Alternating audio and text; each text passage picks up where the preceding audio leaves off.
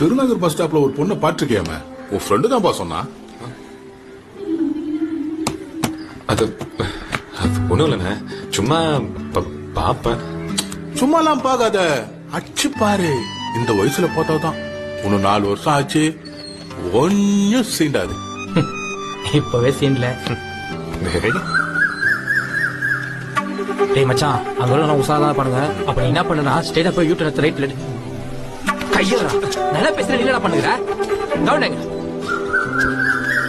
மழையோடு நனையும் புது பாடல் நீதான் அழகா